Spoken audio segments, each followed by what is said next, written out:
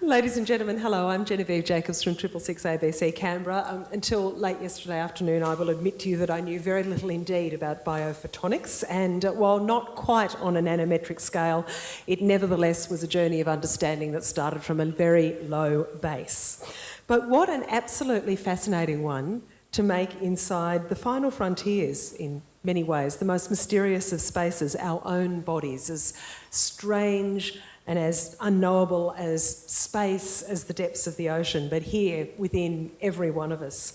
This is a rapidly accelerating field, and one in which, as you'll hear, there's also considerable room for quite exciting cross-disciplinary collaboration that's yielding fascinating results from chemists, biologists, physicists, engineers, medical researchers, and it brings us closer than we've ever been before to understanding the body and its processes in the most fine-grained detail imaginable, and also in real time.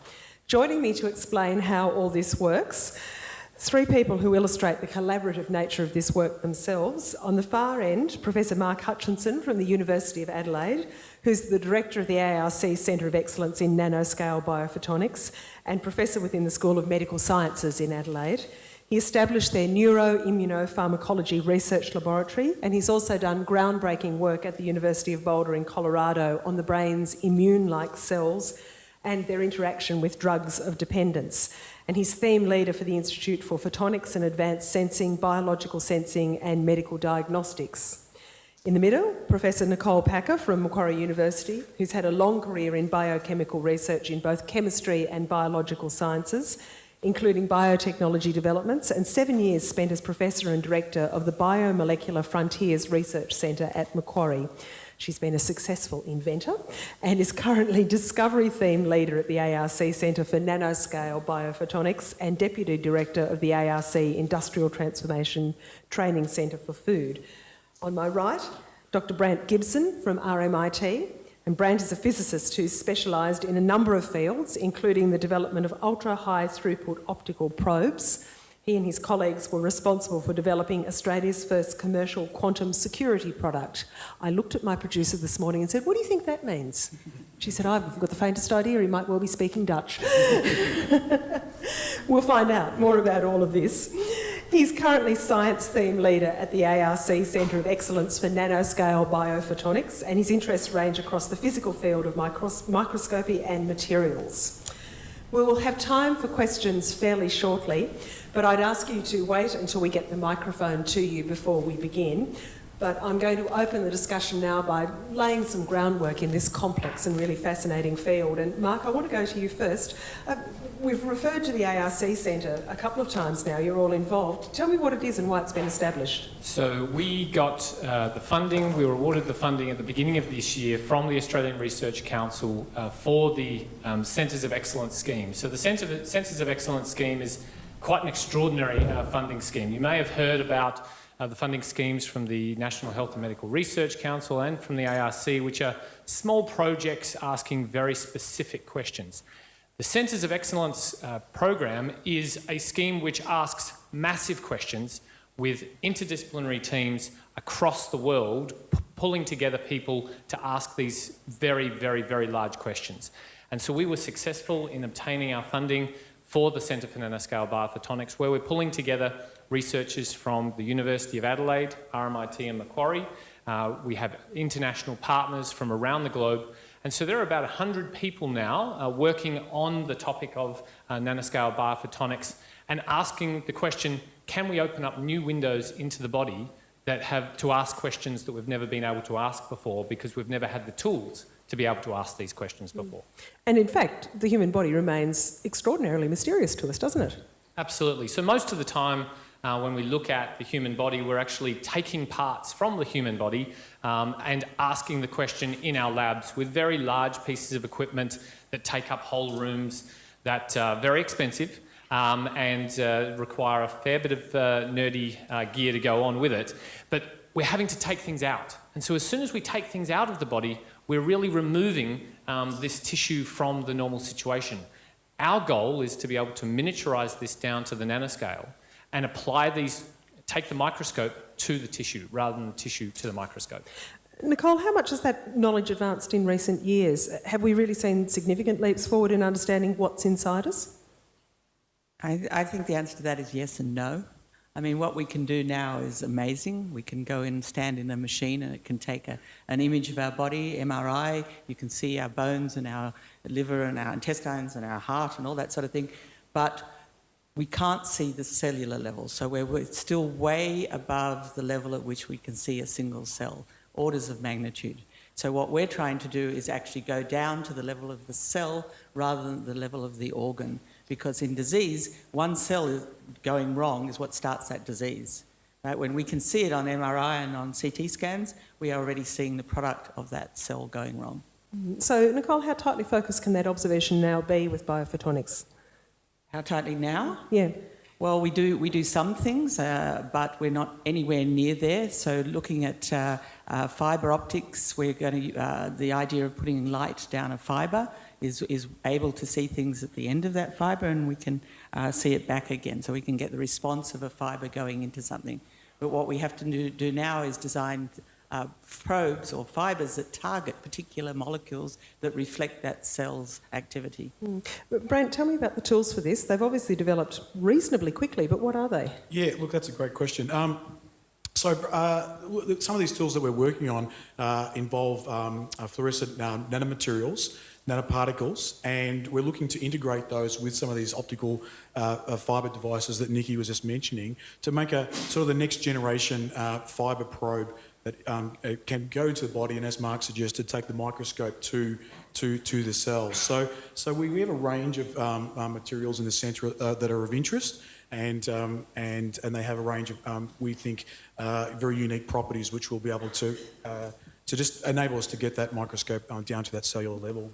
But we're talking about enormous pieces of machinery too, aren't we? Well, look, we're currently looking at enormous pieces of machinery, but we're really looking to sort of miniaturise that sensing to those probes that will be inserted into various parts of the body, and really do that diagnosis using these unique materials, nanomaterials, at the cell.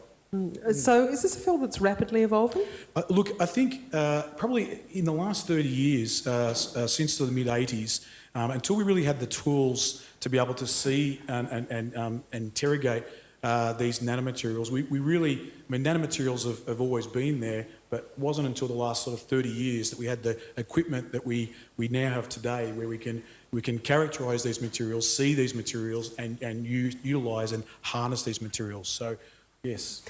Mark, tell me how that actually looks when you're taking part in that process, when you can watch what's not just a snapshot of, say, a virus invading a cell, not a frozen moment, but the process itself actually taking place. What can you actually see? Sure. So I guess my speciality is in neuroscience and in pain.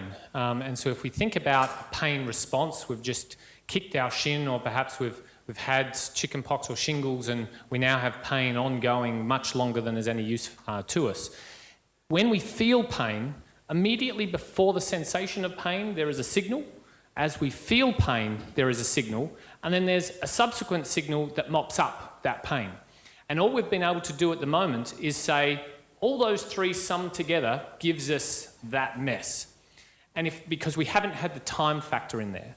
With these nanoscale biophotonic tools, we're able to go into the single cell in the spinal cord and ask the question, what is happening immediately before pain is perceived, at the time of pain, and then after pain? Because some of the things we've actually attributed to pain may actually be part of the mop-up mechanism, and actually we want to amplify them rather than shut them down. And that's simply because we haven't had the tools to be able to take it in there. Now, what do those tools look like? As Grant said, these are fibre optic tools. Now, we're talking about things the thickness of a human hair that have, not like the fibre optics that are running down the street that Telstra lays. We've got here fibres which have been specifically pulled in our research facilities that have got nanostructures in them. So these are fibres that have been pulled with specific holes and specific structures in them that are smaller than the wavelength of light, which means that as light is moving down in its waveform, part of the time the light is within the fibre and part of the time the light is outside the fibre, which means it can actually interact with biology. And it's that interaction with biology that we've never been able to exploit before. We have started to exploit, others have started to exploit, but we've never asked these questions in pain before. And so that's going to be really interesting to apply light to send information in and then to get information out using the light pathway. What does that open up for you in terms of understanding processes, as you say, while they're taking place or even before they take place? It means that we can actually start to tease apart some of these complex diseases. So in the Centre of Excellence for Nanoscale Biophotonics, we have 3 fantastic biological challenges. One is my theme, which is understanding what happens in pain processing. So why do we get persistent chronic pain, and why is it not any good to us anymore? The second one is understanding embryology and understanding what happens at the first fertilisation of a human egg. Now that might be in a uterus, or it could actually be in a dish for IVF. And we need to understand what's happening to create the best environment around that time of fertilisation as possible, so that that program in that egg is able to be a healthy baby and grow into a healthy adult. And the final one is in cardiovascular disease. We all have here, unfortunately, plaques in our heart, in our blood vessels. But some of those plaques are bad and some of them are good. And we have no way to diagnose at the moment which one is going to rupture and which one is not, because we haven't got the tools that are able to resolve down to the smallest level sufficiently to identify bad versus good, or not even bad versus good. Tomorrow, in a month, in a year, never. And that's what we're trying to achieve. Nicole, this is the cutting edge of biotechnology, isn't it? This is the absolute advanced frontier of what we're now able to do. I believe so. I guess what some of us are old enough to remember Jules Verne's Fantastic Voyage. I don't know whether you've read it, but this is a little miniaturised little submarine that goes through our veins and has a look at what the insides of our body are. And to me, that's an analogy, which is this type of investigative work we're trying to do, is to send little submarines down to actually measure things in situ. Now, what Mark was talking about is also in vitro. So outside the body, we measure things to understand things, and then we translate it to inside the body. Brant, I understand the processes of biology and chemistry here, and it's really interesting to think about how they apply.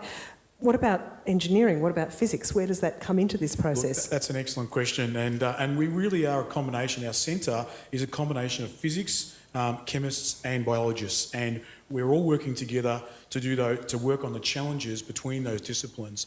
But in the physics space, look, the area that I'm very passionate about in the centre is in the area of using light-based techniques to interrogate these nanomaterials which are sensitive to these biological environments, and we're using light to read out how these materials behave in these environments. So really these materials, the light, we use the light as a readout, as a pumping, or sort of like a testing or interrogation process, but also a readout process. So we use it to diagnose what our new novel materials are experiencing in these cellular environments. So the physics really is around the light, the control of the light, and the interaction of that light either with the cellular environment or with the nanomaterials that are in that cellular environment.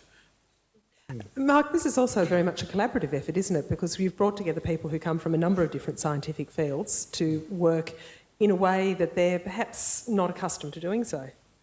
Yeah, so we've just come back from our scientific retreat, our first scientific retreat in Port Lincoln, and we had at the retreat, as we've heard, physicists, biologists, neuroscientists, cardiologists, embryologists, theoretical physicists. And, when you think of a physicist, you think, wow, that's, physicists, Big Bang Theory, they're all the same, right? But then they split apart into these theoretical physicists. You've got biophotonicists, you've got your optical physicists, and then you've got people who are drawing just the fibres, so the fibre specialists. This means that as scientists, again, we kind of get pigeonholed. You've all done a science degree. You all can kind of talk the same language. But actually, we all speak a very different language. And of course, we've all got our own acronyms. And we all try and abbreviate everything out the wazoo. But that means that we don't actually know what each other is saying. And so I have been very gratefully receiving from a PhD student in physics an understanding of these extraordinary things called whispering gallery modes. And one of my students was teaching a physicist professor how a nerve cell actually fired and how long a nerve cell was, and that there is a nerve cell that goes from your big toe, runs up your leg, goes into your spinal cord, and then has its little termination in the head here. And that they, these opportunities of saying, I never knew that before. This is extraordinary. Teach me more. And so this is opening up all these conversations. But that's something that's, I think, uniquely Australian, is that we're quite happy to say, got no idea what you're talking about, mate. Tell me more. Let's keep this conversation going. It often involves maybe a beer or two, but that's okay. That makes it even more fun. Nicole, it strikes me that in many ways this is a neat analogy for the changing understanding of the body itself, because we're beginning to understand that body and mind are far more closely connected than we might think, that, that nothing operates in isolation, that we're not composed of separate bits which have nothing to do with one another. But tell me how difficult that process is for scientists collaborating. What do you have to overcome? As you said, I think science has been, in past times, very pigeonholed, very siloed. So I'm a biochemist, you're a biologist, you're a physicist, and that's what we do. What this centre is really exciting, and why I'm very excited, is it's a cross. And more than that, us oldies here are in these silos. The next generation, right, the ones, the postdocs and the PhDs that are part of this centre, will never know anything different, because they will be working together with all these other disciplines, and their view will be much broader. And they won't have to sit in the pub and say, what the hell are you talking about? They will actually know and know where to go for that answer. So I think the training we're doing for the younger ones that are coming through will actually revolutionise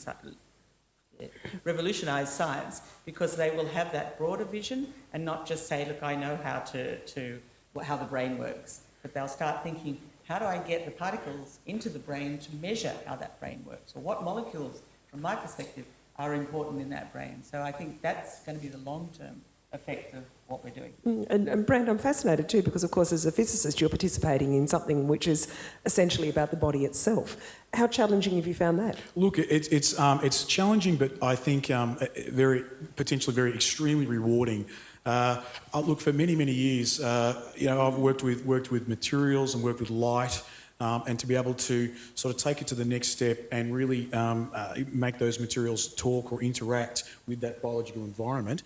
Yes, it is going to be challenging, but I think potentially very rewarding. And I think there's some, and I think that's the exciting aspect of this centre is the art. There are things that we know now that we want to tackle, but in 3, 7, possibly even 14 years' time, we really don't know what those answers are going to be with the merging between the physics, the chemistry, and the biology. So very challenging, but also very exciting and hopefully very rewarding. Mark, what do you think the potential is? Where could this lead? So, I often joke with my students, I start out by saying I have a dream. And my dream honestly is that, so I have a 2 and a 4-year-old. And, we have great hopes for our children, but in that 14-year time, my daughters are going to be 16 and 14. And so my hope is that they are now growing up into a community who is empowered with nanoscale biophotonic tools, so that if they are unwell, rather than needing to have a blood sample taken and wait for a couple of days to then go back to their doctor to find out, whatever it was, there's a chance that they have had right there immediate point of care so that the doctor's been able to respond straight away. But it's much bigger than just medical devices, because what we're talking about here are devices that can be rolled out into animal production, for example. So a remote farmer has identified an ill animal. What do they do about it? Can they respond straight away? They've got something, they've got a fancy dipstick, which isn't just a dipstick anymore, it's a photonic dipstick that they can use out in the field, and they get an immediate response back, so they're caring for their animals absolutely to the best degree they can. And then, of course, if it's working in that domain, it can work in environmental protection as well. So there's so many applications that our work in understanding the basic science of how to get these devices to work will roll out across, and hopefully maybe save some lives, maybe make the environment better, but then also maybe we might get some advanced manufacturing jobs here in Australia to employ a few more people to pay for our devices. Well, which would bring the quest for knowledge and research-based outcomes together in a beautiful and perfect storm. Nicole, how well placed are we in Australia in this field? How well placed are we? I think we're fantastic in this field, because clearly we have this open-minded knowledge base, and we're prepared to give it a go. So whereas a lot of countries still live in the discipline-specific world, I think we are beautifully placed to do that. We also have the ability, we're working with medical device and device manufacturers, we want to translate it. We want to be able to take it over to the people, not just keep it within our particular university or our particular city. So we want to translate it into products. In addition, I think what we've got is a lot of international connections. So whereas it's going to be made in Australia, it will then go out as an Australian type of science, an understanding made in Australia that other international partners, which we have a lot of, will then pick up and take further forward. And Mark, this is knowledge-based jobs for Australians, surely too. Absolutely. I mean, the young kids that are in our group, and we call them kids, but you know they're 20-something, these people are looking at a career of lifelong learning.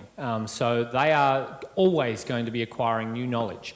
And from my perspective as a neuroscientist, I'm always fascinated by the fact that these people, their brains are always changing. And unfortunately, I'll tell you now, if you remember anything that we say, we have changed your brains. And your brain structure has changed forever. There's no way to get it back. But that's what we're doing to our scientists, to be able to make their brains as plastic and malleable as possible so they can adapt to a changing environment. And at the same time, your own understanding of how the brain itself functions is changing enormously, isn't it? Of course. Yeah.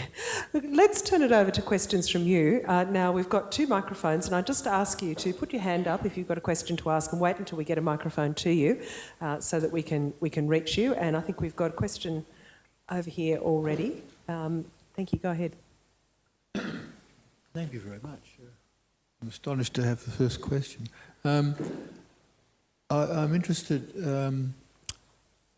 about a month ago there was a talk at the Shine Dome by a young expert in transcranial magnetic resonance, as I understand it, which is already used as a treatment for depression, and research is being done for the application of this into autism spectrum syndrome or disorder, as I understand it. The point is, at this talk, we were given very much enthusiasm that this has now become a worldwide collaboration between people which will speed up the results of finding it.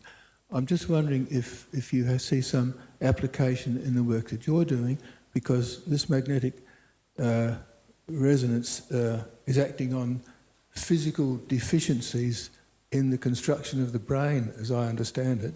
So I'm wondering if the application of what your team of people is doing is...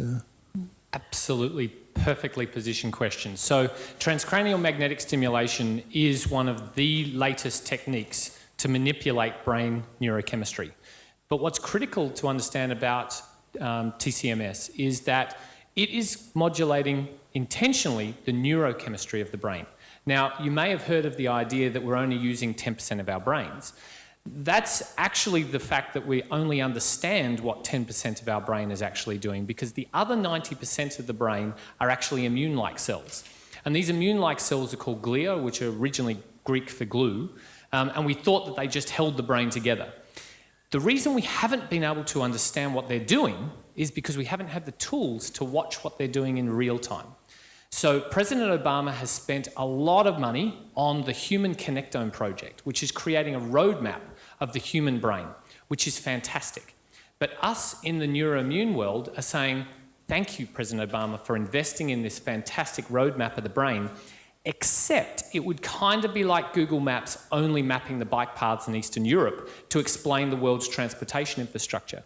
Because we've got 90% of the rest of the brain which we don't understand, and we haven't got the tools to be able to measure what they're doing. And so what we are doing in the centre, and what my team specifically are doing, are working together with the physicists and the other biologists to create these nanoscale biophotonic tools which can go in and interrogate slightly different way to the TCMS, but ask the question, what are you doing right now that makes you slightly create a depressed mood or happy as Larry? I think it's a fascinating question. I did the interview with the person who gave the lecture. We had whoever it was on the ABC talking about the TCMS. And what you're talking about, I think there, Mark, is the capacity to understand why TCMS might be working in that way. And what they believe will be able to happen is that the sense of emotional connectedness, which is typically lacking in people who are autistic, is something that can probably be changed by this magnetic process. That's right, and there were some papers that just came out in the past week that was implicating the immune cells in the brain in the autistic process. Nicole? No, just to follow up on that, at the end of the day, we are just a pile of chemicals, really. We're just molecules, right? So you put a magnetic field on a bunch of molecules and it's having an effect which we can sort of measure somewhere downstream, maybe. What we're trying to do now is say, when we put that magnetic field on those molecules, what is it actually doing to those molecules at that level? Yeah, and I think that's the really interesting thing about this as a treatment for autism, is that understanding how it might possibly work and how long-lasting those effects would be, and it's also a non-intrusive and a non-damaging form of therapy, which makes it fascinating. Yeah, up here. Okay, I've got just a question. I'm trying to understand the actual technique you're using. You're talking about using a light-based technique to interrogate nanomaterials.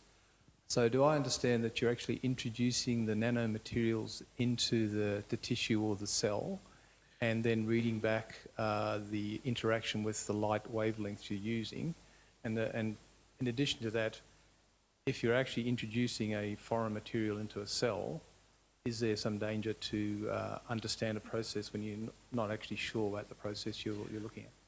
Look, that's an excellent question. To answer the first part of your question, yes, we will be introducing a range of different materials into cells, but we will also be introducing or connecting those materials to cells via a photonic or an optical fibre.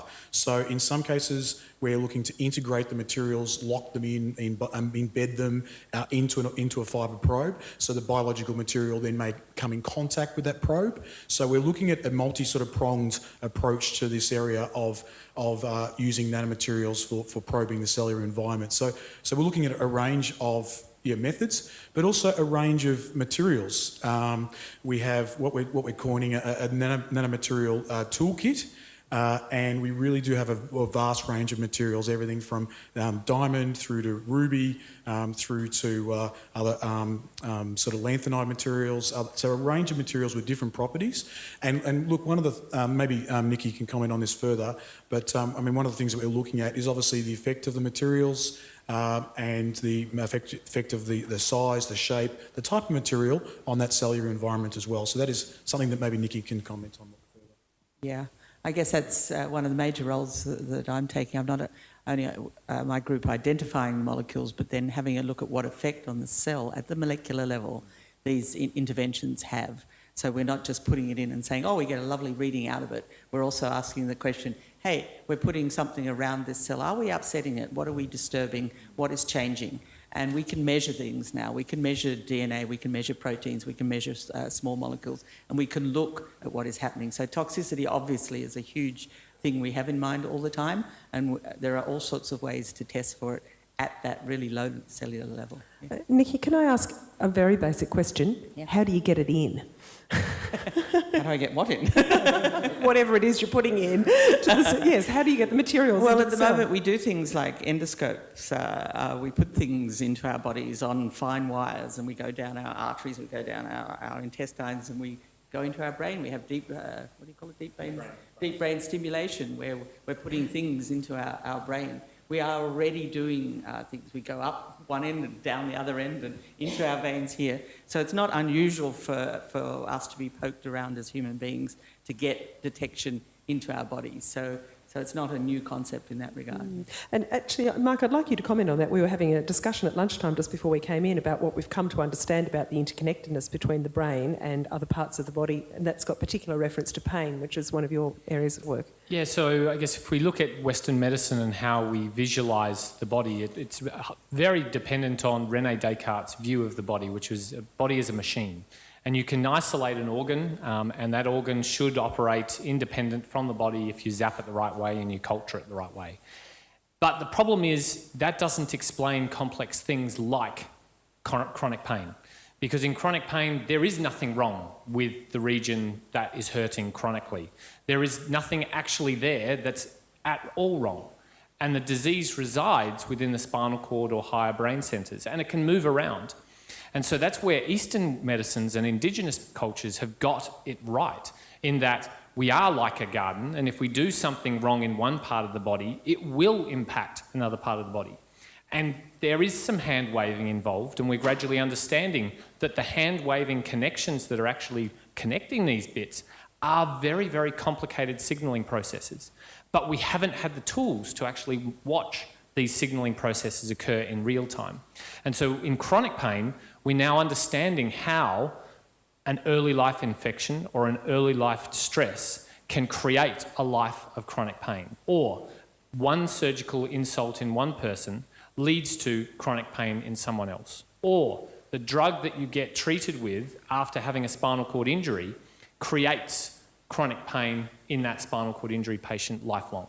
So would it be possible, extrapolating from that, you're talking about complementary therapies like acupuncture, would it be possible to see how something like that might or might not possibly work? Yeah, acupuncture is a fascinating one, and there's a lot of literature out there on acupuncture coming out now demonstrating that the point at which the acupuncture needle is inserted, there is a local response there with an upregulation of immune opioid, morphine-like molecules at the site of the needle, and then the twiggling of the needle then sends a very discrete signal into the spinal cord and up to the brain, which actually exercises that neuronal bundle and makes it start to relearn how it should be signalling. And in pain, that's a fantastic way to then feed that neuronal bundle to say, you're okay, everything's going to be all right, just have a little bit of this good neuronal juice and you'll get better. And once it has that chronic pain starts to settle down. But it doesn't happen the same in everybody. And that's where we need to understand more about how acupuncture works for one person, but it's not working so well for another. You could be in a position to prove or disprove all kinds of things which have long eluded science. Now, our next question is over here. Yeah. Yes, I have a question about the sort of light you use in the fibre optic probes. Does the type of light, the frequency, for instance, matter depending on what you're looking at? Is it monochromatic light and so on? That is another excellent question, and it's exactly the type of thing that we are looking to study within the centre. We're looking to look at a range of optical wavelengths or colours of the spectrum. Some of those are visible excitations. We tend to use lasers to probe and interrogate our samples, but we're looking for a range of wavelengths all the way from the visible, possibly all the way up into the infrared. So some of those wavelengths of light we can see, and obviously beyond our visible spectrum we can't. So, and we're looking at studying the effect of those cellular processes or environments under the type of conditions that we would use to pump and interrogate our optical materials. So, for example, let's just like Nicki was saying before, understanding the cellular process under those type of optical pumping sort of techniques. So a range of wavelengths, and it's definitely some of the things that we're looking to address. Yeah. Our next question's up here. Thank you. I have an interest in psychotherapy. One of the emerging areas of at least theoretical interest in relation to psychotherapy is the possible relationship between specific emotions and particular neurotransmitters. And that's clearly a more complex investigative problem than investigating a sensation, which I would characterize pain as. So I have two questions. One is, how close might we be, would you like to speculate, to being able to map some associations between neurotransmitters and emotions? And is there a likelihood that the investigative process itself will actually modify the way people's brains behave? Excellent question. So I'm going to have to tackle it from a couple of different angles. Firstly, I'll pose you back a question. How do you actually know that you're sick? So let's say you've got a cold and you're not feeling well. You know you have a respiratory infection, you might have an upset stomach. But that's happening out here in the periphery, and yet your mood is decreased, you're feeling tired, you're probably not wanting to eat very much. People around you are really annoying. You're probably afraid of light, you're sensitive to noise. Those are extremely complex processes. And so there are complex networks of neurotransmitters and other molecules contributing to a network of changes throughout the brain in a normal illness response. What happens in chronic mood disorders is that network of responses persists well beyond a necessary limit. And it is a true network. Now, there's never going to be one brain centre that is the depression centre for everybody. It is going to be a network of multiple centres that create the depressed mood, as there is not one brain centre for pain, for example. So are we going to be actually able to ever blood test for depression or blood test for anxiety or blood test for something else? In a normal neurotransmitter sense, probably not, because it's not going to just be about serotonin. It's not going to just be about dopamine. It's not just going to be about stress hormones. It's going to be a fingerprint. And where people like Nicki, who've done a lot of biomarker work, it's a panel of things. It might be 20 different things, and some things go up and some things go down, but it's that fingerprint which may be unique to us or may be unique to our kind of problem. That's what we can probably be doing. Now, are we going to then modify, if we interrogate that system, to then change that? Hopefully we can do it in an appropriate way that we don't. But one of the best ways to change your physiology is by changing the way you think. And so perhaps if we can have biofeedback, even if all we do is create flashing lights to tell you you're thinking the right way, we would change entire groups of medicine. Because if we can change and control how we think to control our biology, we wouldn't need a tablet.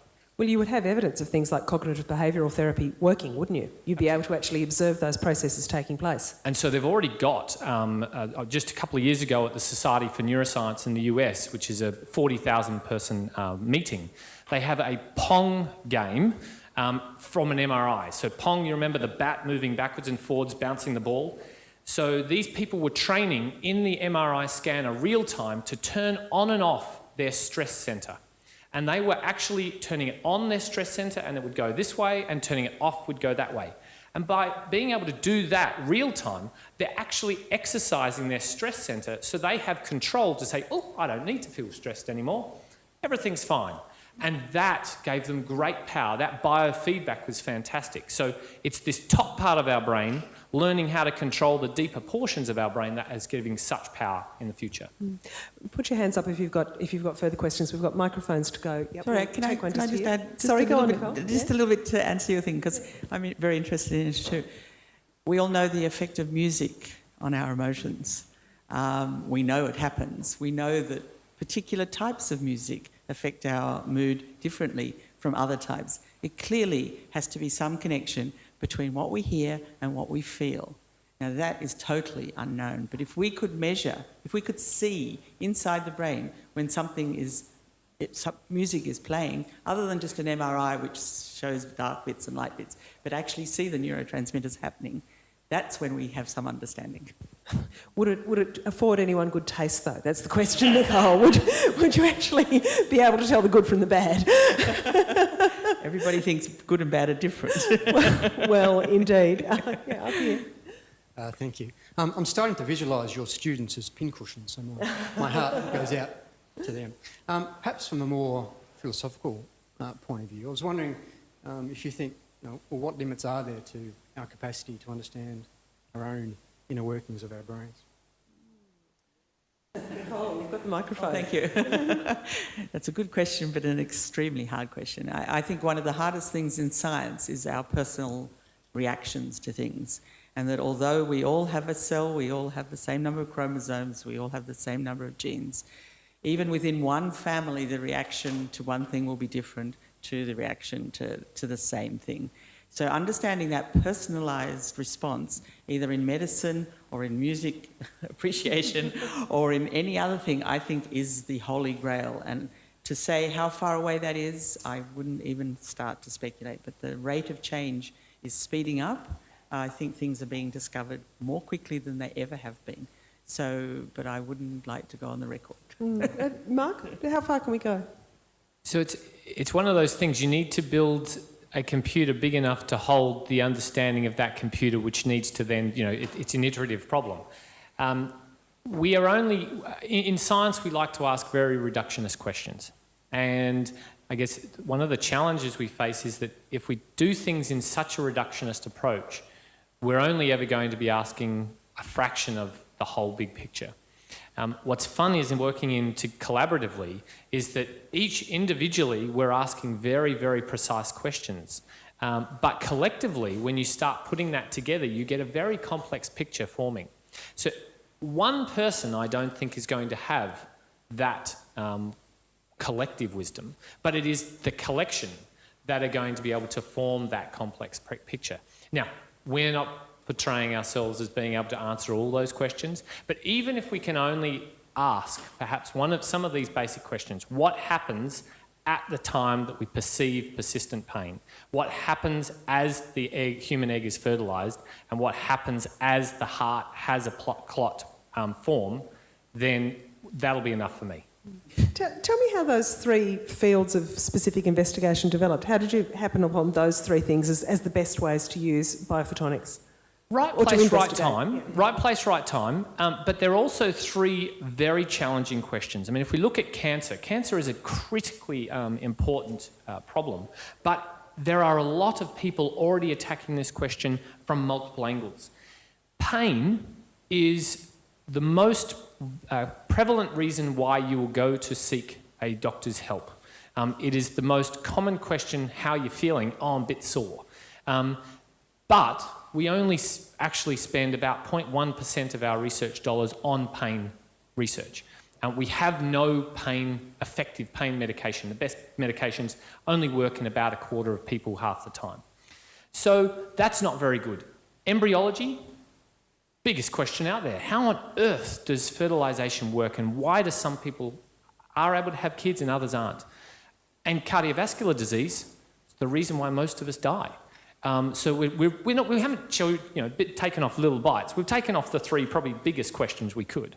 Oh, they're enormous. Brant? Can I just answer from a bit more of a physics angle on the how far can we go question just from before? I mean, some of these materials that we're actually using single atoms or single atomic defects inside these materials as sensors. So, we have the how far can we go from a biological angle, but we also have how far can we go from a physics angle. So what type of technologies or materials can we use can we use as sensors that actually are broken right back down to single atoms? And so some of these materials are just single atoms inside another material, and they have very, very unique properties when interrogated by light. And so it's that interaction between that atom and the biological environment. And so we're really pushing the boundaries from the physics angle with using individual atoms within nanometer scale particles.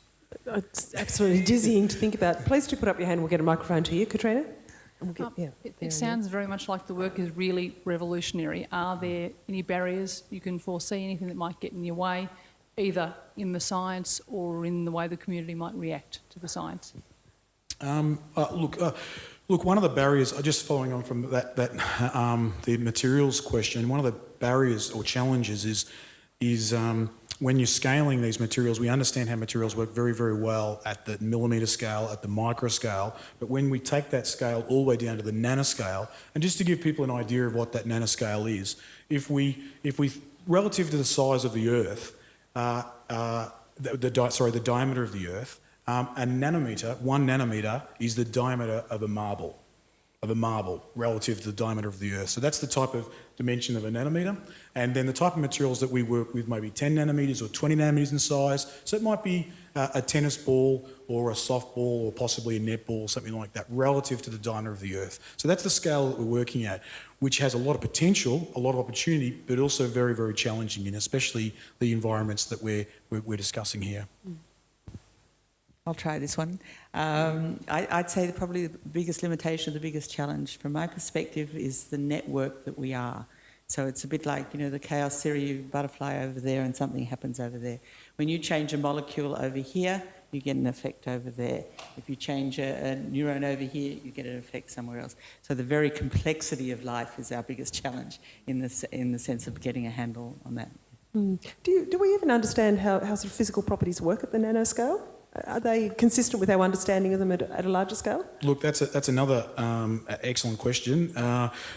We're all constantly learning of new materials and new combinations of materials, and really doing those fundamental physics experiments on the smallest materials that we can see and sense and detect. So it's an ongoing topic of interest. How materials behave at the macro scale all the way down to that nanoscale. We don't really understand a great deal about how materials behave at the end of any scale, do we? When we're reaching the absolute extremes, Sure. Physical properties are changeable things. That's right, but it's those opportunities. It's as we understand more and more of these materials, we can then use these materials at that size to hopefully unlock further unanswered questions in the biological space. Yeah. You mentioned the importance of cross-disciplinary collaboration. I'm just wondering whether you're also working with engineers for using other sensory devices as well, like maybe using smell or sound, just if that might create a more like multi-dimensional picture of the cell and how it behaves.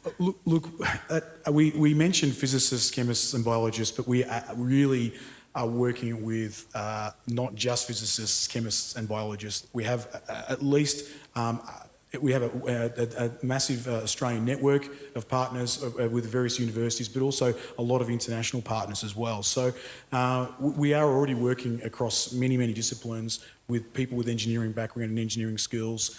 And as the centre progresses with time, then we're also looking to work more and more with people with those type of skills, that skill set. Maybe Mark. So, and your point about sound is a great one. So just this weekend, I learnt about photoacoustic microscopy.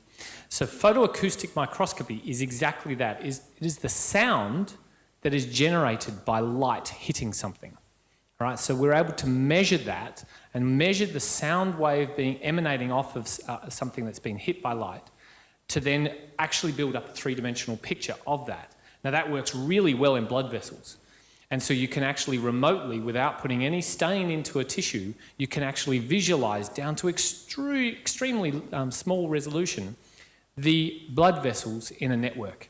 And so that's something that we are beginning to explore, is actually how we use these brand new sensing technologies. I mean, who would have thought that light hitting something makes sound? But it actually, it does. Just the other engineering thing, obviously biomedical engineering is huge. And what we also learned about this weekend is chips, in which you have your reaction happening in a microfluidic chamber, so that you're getting down, and that requires the engineer to make these sorts of things. So CSI in the future is going to be really boring, because there's going to be people spitting onto things and they'll put it in a machine and then they'll walk away. They won't need to wear their sunglasses or walk around in fancy lab coats. It'll be extremely boring. You just have credit cards on the table. That's my mass spec. You're going to have a lot working between the scientists to keep it exciting there. That's going to have to be where it goes. Yeah. And you said we could track a specific molecule, right? Can we track how the molecule is being made inside a cell and as the cell's moving through the body? Absolutely. We can now tag a cell, the surface of a cell, with something fluorescent. So that's what we do in the lab now. We have a look under a microscope and we stain the cell, and we have a look at its outside, and we have a look at its nucleus, and we have a look at its mitochondria. The challenge now is, what we're up to now, is how do we see how it moves through the body? We can tag it. We can see it. We know it's there. We now have to put all those three things together, and that's exactly what the centre is doing.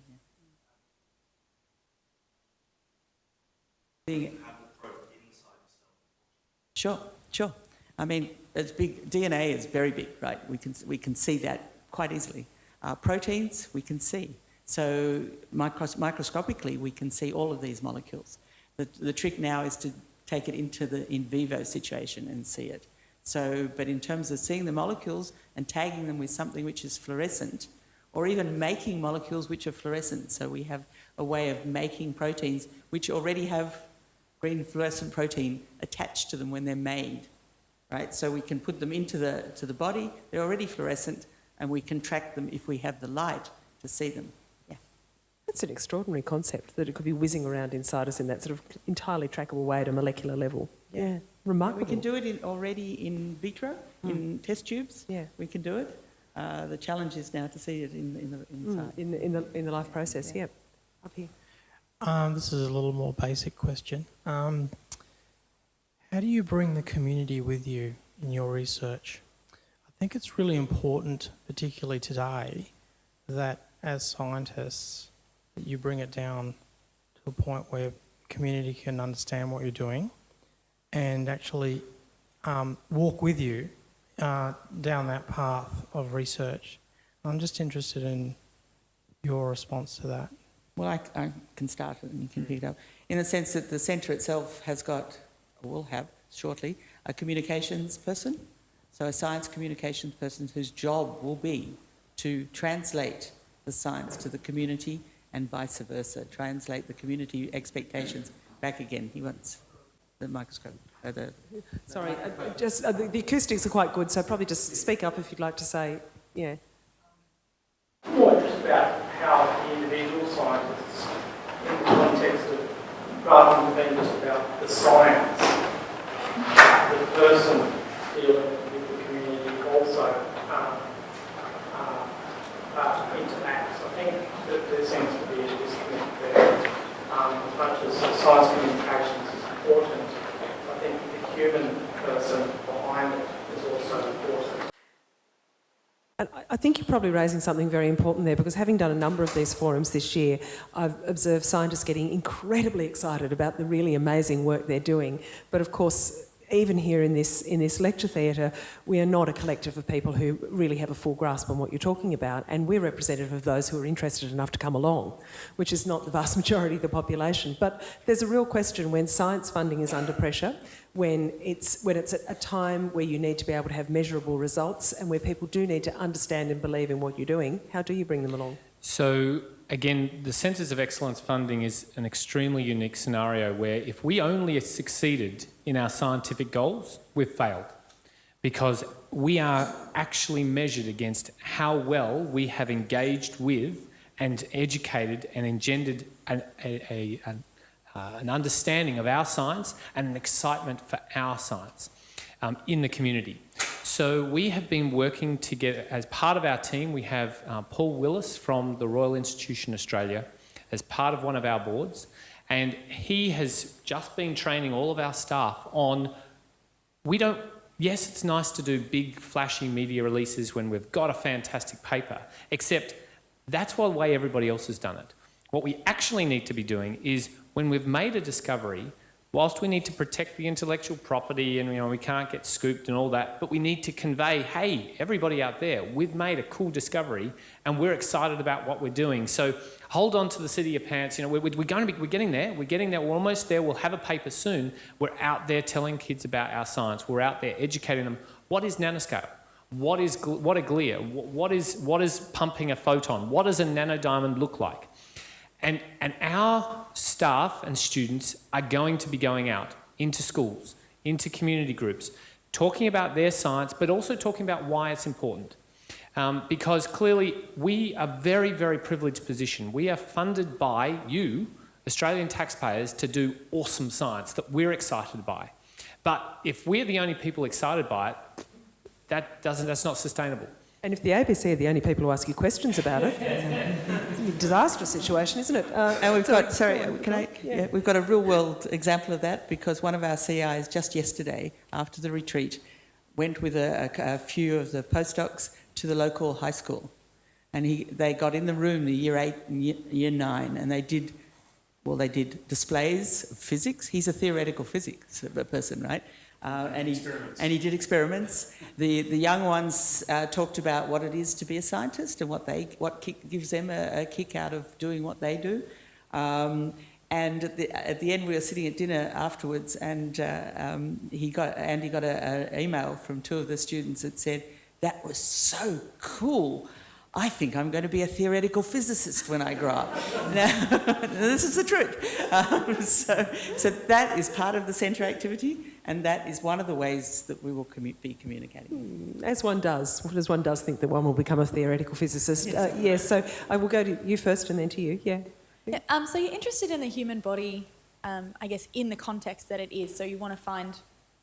So how do you go about that in the lab? Are you working in animals and trying to translate that? Or where do you see the future of that? Absolutely. We will not go into humans until we are sure it's safe, right? So you're absolutely right. The first stages will be in the lab, right? They'll be in test tubes, they'll be in petri dishes, they'll be in rats, they'll be in sheep. We will bring it out and we will make it safe. And then we'll take the humans, but we can already take samples from the humans and test it in the lab and use these probes to follow things around, etc. So, whereas, yes, our goal is to obviously get it into the body. It's not an overnight sensation. We'll be doing it in the lab first. Yeah. I guess one part of that story is that as a neuroscientist, we are constantly challenged with the ethics of what we're doing. And we want to utilise our models as efficiently and effectively and humanely as we can. Now, what these tools do is they provide the opportunity to provide minimally invasive approaches which give us real-time quantification over a long time span. Now, if any of you have designed experimental approaches, you would understand that you'd have a control group and then perhaps a series of time points. And each of those series of time points requires additional experimentation models. And that's a large investment of life in an experiment. What we're able to do here is actually say control group and potentially one other group that we monitor constantly that gives us that answer. And so what we're doing is really capturing this idea that all of us are going for, which is the 3 R's of medical research, which is reduce, replace and refine. And our approaches are actually doing all 3 of those at once because we are actually reducing, refining and replacing. Okay, yeah. I just wanted to combine 3 things I've heard into a question. One is how far can we go? The second is having a dream, and the third is Jules Verne. Nano machines have come a long way since we've written volumes on the head of a pin, and I'm wondering if there's anything within sight, no pun intended, of decoupling your fibres from whatever the machines they're connected to, attaching them to a nano machine, launching an armada into the body that can see this web of things happening all at the one time? Or is it still very firmly in the area of Jules Verne? Are you tethered to static technology in the labs? I'm happy to stay tethered. Initially, I think, that excitement in the 80s and 90s of these nano machines, there are people working on these devices already. I think our expertise that we have around the table at the moment is definitely in a tethered device. We're quite happy to go into where we can go and come out of where we need to. But alongside of that, our colleagues around the world are developing these tools that perhaps are these nanobots, perhaps do have this capacity to do wondrous things under control. But in our centre, we're just going to ask the simple questions. Brant, can I pass it to you on that?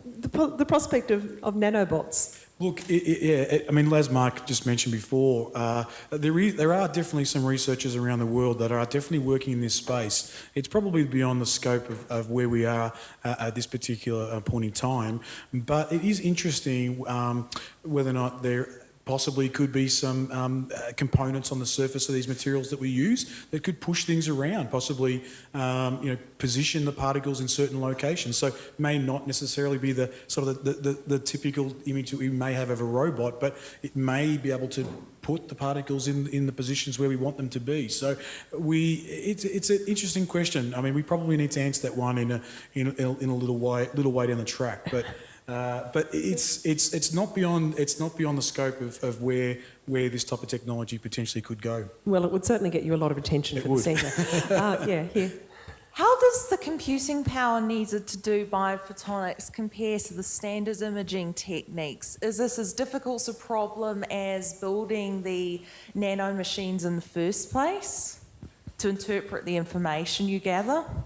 Yeah, the computational components behind what we're doing are really interesting. So because we're working with, so if we start with designing some of our systems, we're able to get the theoretical physicists to model how light will interact with our novel structures, which we haven't actually made. So novel fibres that haven't been drawn yet. We don't have them in our hands. They're able to model it and see, does this work? Now, that's not something you run on your simple PC that you've got sitting on your computer. This is something that's running on a multi-core supercomputer, at least a couple of 100 hours. You press go once you've computed it, and then it will come out at the end and probably say, no, you had the code wrong, run it again.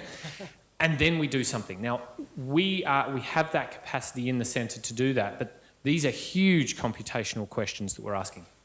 Actually, yeah, can I just add a little bit further to that? We actually have an element of our centre which is understanding what our limitations of sensing actually are. And it's actually a very strong part of the centre, understanding what can be sensed and what can't be sensed. And a lot of numerical modelling will be performed on very powerful computers to ask those very questions. Okay, our next question up here. Thank you very much.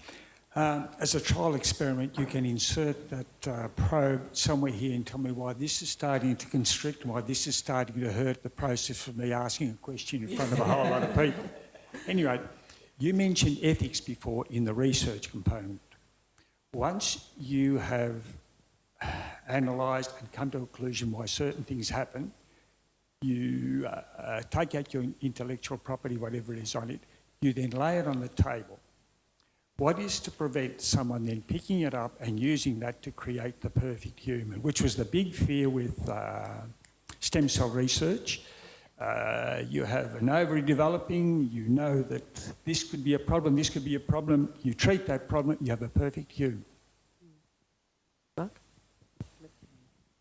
So I'll draw an analogy. So in pain and addiction research, in order to understand how pain and addiction works, we are at one point helping people who are addicted, and we're also telling whoever makes the bad drugs how to make their drugs even worse. I guess that's a simple analogy, but in terms of what you're talking about, we are so far away from being able to understand and put together these big picture, how complex are the situations we're dealing with, that we are asking only the peripheral questions at the moment. So if we had funding to be able to worry about those problems, I would be a happy person to then have probably another 10 rounds of this funding before we got to that point, which I'm happy about, because by then we'll have grown up a whole range of ethical scientists who would never do anything like that at all. And so we would have revolutionised the world in terms of ethical scientific practice. And I think that's something that we're going to be able to tackle well down the line. Can I just give a different analogy, which is similar but the same? Unfortunately, we work with human beings, which is a problem. For example, erythropoietin, right? Is erythropoietin, or EPO, is a revolutionary drug for cancer treatment, right? It's a drug that's given to all patients that have chemotherapy or radiotherapy because it boosts our red blood cell supply. Of course, somebody sometime worked out if we can give EPO to our athletes, we can give them more blood to do better and longer distance. So it fell into the drugs of abuse category. But the fact is, it is still a major drug treatment for cancer and helps cancer. And we just have to learn how to regulate these things, bad things that people do. I mean, it's an interesting observation that you made the comparison with stem cell therapy, and much of the concern over that has evaporated as we've been able to further the science so that people's stem cells are harvested from their own bodies. We're not any longer concerned about the origins of the stem cells. Many of those concerns have transformed dramatically. Yeah. And actually, look, put your hand up, and we've got a few more minutes for questions if we've got any further ones. But Mark, I just wanted to put to you, you mentioned drugs a moment ago, used as an analogy, but there's also some really interesting work on this, on the effect of drugs of dependence and how they work on our brain cells rather than on the body as a whole. Yeah, so I mean, I have two parts to my research group. One is the pain part and the other part is the drugs of addiction part. And they go hand in hand because what we've discovered is that these immune cells, the other 90% of our brain and spinal cord, are the ones that are responding in a bad way to drugs of abuse. So we now understand that drugs like morphine and heroin and OxyContin are activating these immune cells and they're hijacking our reward pathways, and they are amplifying the reward signals in a bad way to actually make us like things we shouldn't like. And so in trying to understand how this system works, my team have been very fortunate to discover a couple of different types of drugs which actually target the immunology of the brain, and that immunology target has now proven to work to reduce addiction to opioids, so things like heroin and oxycodone and morphine. But also now other people around the world have started to use these drugs in other indications. So there's just been some data published from California demonstrating methamphetamine addiction can be reduced by targeting these immune cells. So it's a really fascinating time because the other 90% of the brain, which we've kind of known as there, sort of, that we haven't measured at all, is now coming up in everything. So it's now the predominant theory for mood disorders. It's now the predominant theory for epilepsies and seizures. Clearly it's involved in all the neurodegenerative disorders of Parkinson's and Alzheimer's, etc. But we know very little about it. And I'm really fascinated to hear you mention methamphetamines because one of the critical issues there is the highly addictive properties of the substance, and you've also got this biochemical process where the body's own capacity to experience pleasure is shut down and replaced by the methamphetamines. So you could theoretically evolve something that would redress that situation. Yeah, some of the things that we hear about in the media are that people are addicted and people should choose not to be addicted. But the fact is that we haven't actually evolved as a human being to be addicted beings. We have evolved reward pathways that tell us that behaviour is good, that food is yummy, and those interactions with people are nice. And what happens is we have these environmental drugs, we have these fully synthetic drugs that literally hijack our reward pathways, and we thought that they hijack just the wiring, but actually they're hijacking these other parts, the immunology of the brain, to over-respond. So, we've discovered the mechanism for how alcohol works, for example. We've been using it as a society for thousands of years, and it was only a couple of years ago that we discovered that it activates the immunology of the brain, and if you stop the immunology of the brain activating, mice don't get drunk if you stop their immunology responding. So there's some unhappy mice, unfortunately. I'd just also like to ask about the cost of all of this and how it's being funded. Yeah, so we have $23 million for the next 7 years from the federal government.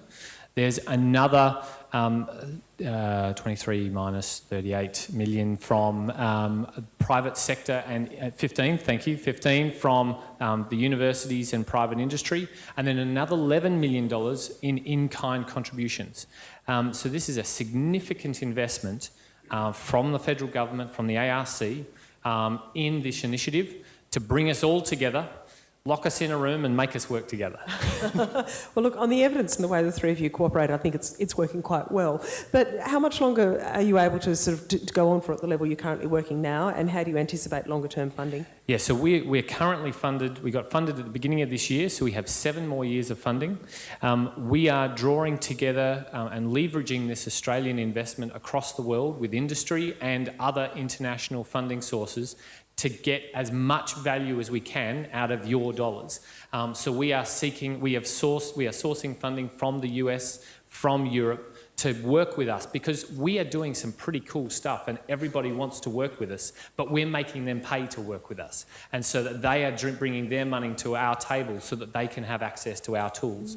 So at the end of the day, other centres of excellence have drawn together nearly double the amount of money in the end in additional funding from overseas and around Australia. And how much interest is there from overseas investors? How much interest is there from people elsewhere to pull their money in what's going on here in Australia? There is significant interest from overseas to see all of us working together so collaboratively with all the tools that we have on the table.